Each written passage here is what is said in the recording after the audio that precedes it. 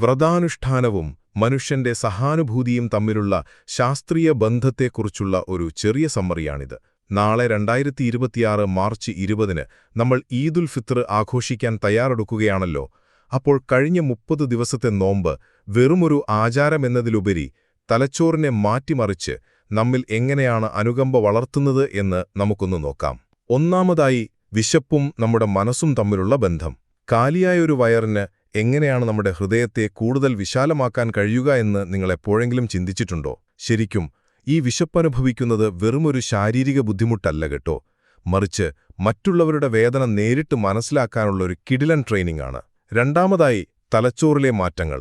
അതായത്, നമ്മൾ വിശന്നിരിക്കുമ്പോൾ തലച്ചോറിലെ anterior insula, anterior cingulate cortex എന്നീ ഭാഗങ്ങളങ്ങ് ആക്റ്റീവാകും.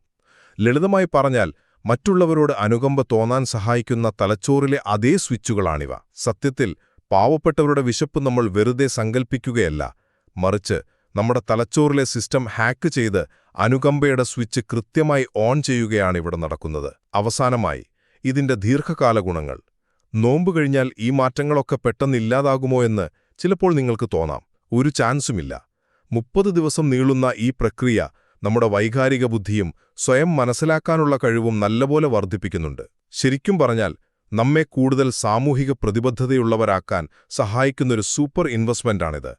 ചുരുക്കത്തിൽ, നോമ്പെന്നത് വെറുതെ ഭക്ഷണം ഒഴിവാക്കൽ മാത്രമല്ല, മറിച്ച് നമ്മെ കൂടുതൽ അനുകമ്പയുള്ളവരാക്കി മാറ്റാൻ തലച്ചോറിനെ റീപ്രോഗ്രാം ചെയ്യുന്ന ശക്തമായൊരു ശാസ്ത്രീയ പ്രക്രിയയാണ്.